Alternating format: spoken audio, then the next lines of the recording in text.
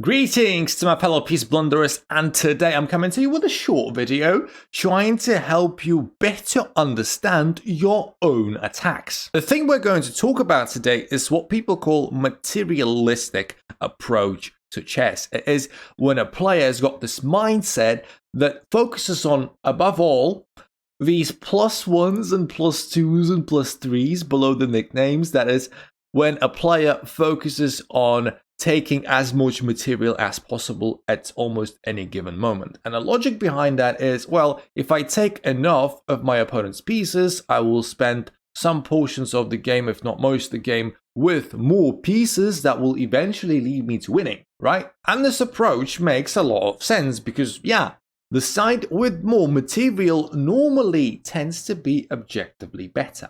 However, we all know that chess isn't all about material, and we've all seen many Grandmaster and Master games where they give up a pawn for some compensation, sometimes even give up a piece for some compensation, and also that's why gambits exist. Material isn't everything. You can be down material and have something else in exchange, perhaps even more valuable, and win the game. Now, I do strongly recommend following the materialistic approach almost exclusively if you're a player below 1000, maybe even 1200 at a push, because material, at this level is probably the most important thing. Forget about initiative, forget about more complicated stuff.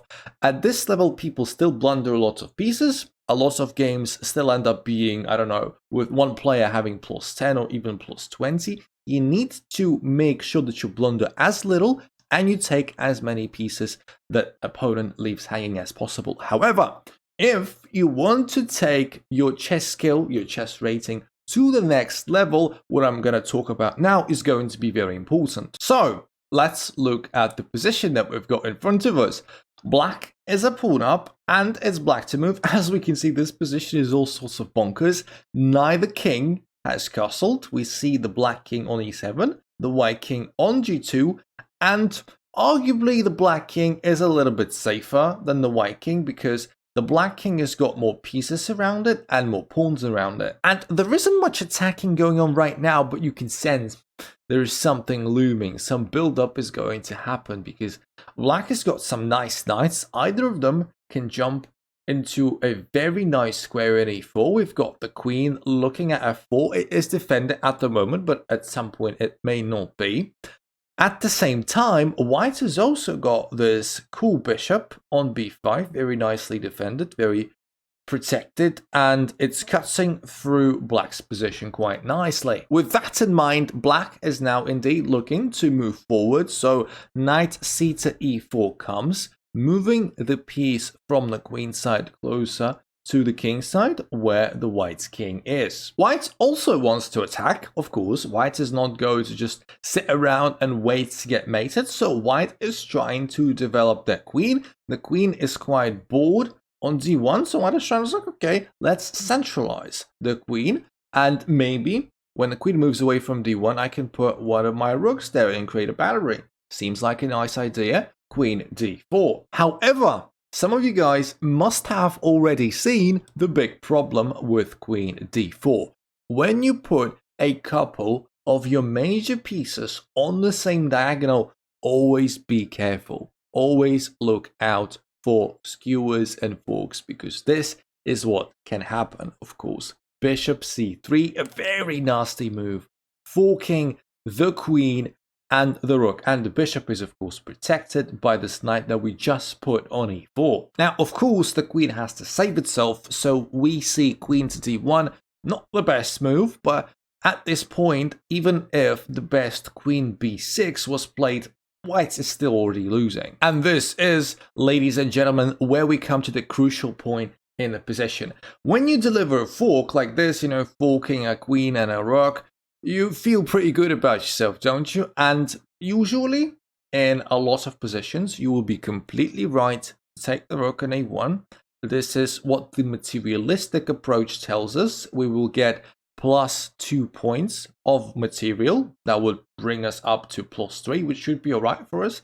And it is alright for us. It is true that after taking the rook on a1, the position is like -3 for black. It's okay. But By far the best move in this position that gives black -7, not -3, -7, is obviously not taking the rook on a1. And as you can see, it was of course me who played black in that game, and I didn't take the rook, I played the best move, and I'm about to show you the best move and why I played it, what the thinking was behind it, but I think some of you guys will have already found it. And my thinking was basically the following. So, okay, let's imagine I take the rook. Queen takes back, and, well, first of all, the most obvious thing, I probably have 0 attack, at least immediately.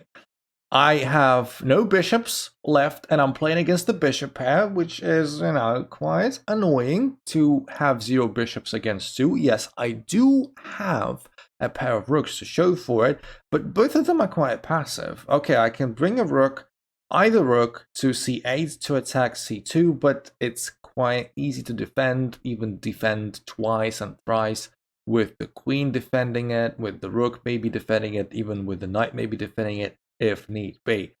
And generally speaking, I liked my bishop quite a lot. Why would I exchange my very active, very nice bishop on that rook on a1 is doing absolutely nothing? You see, when exchanging pieces, and you are technically exchanging pieces, you're exchanging your bishop for their rook, you don't only look at the piece's value, but you also look at the piece's activity. Generally speaking, you don't want to exchange your active pieces for your opponent's passive pieces unless these passive pieces are key defenders to your opponent's position. Then you may be willing to do that. And that is why, going back a little, I was looking for a move that would keep my bishop, of course, and that would help me attack. And I found it. I found a good looking move, which is in essence a clearance sacrifice. By the way, I did a video once on clearance sacrifices and how they help you win games. Check that one out, it's amazing. And the best move in this position is d4. And there is a very simple idea behind that move. You see how these knights are superfluous, as in they are kind of standing in each other's way.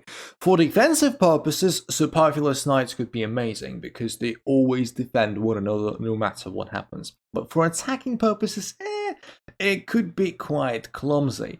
So I would really like these knights to stop being superfluous, and I would really like the knight to go to d5. I cannot do that as long as my pawn stays there. Well, guess what? It's not there anymore. And the knight on d5 would be an amazing attacking asset because from d5 it oversees a lot of squares in the enemy turf, most importantly probably the f4 square. That said, you do not play any move at all just because it looks good, just because you can put a nice knight on a nice square. You've got to calculate all the variations that come after it. So let's do that. So the d5 pawn is of course attacked 3 times and defended only twice, thus it can be taken free, at least technically.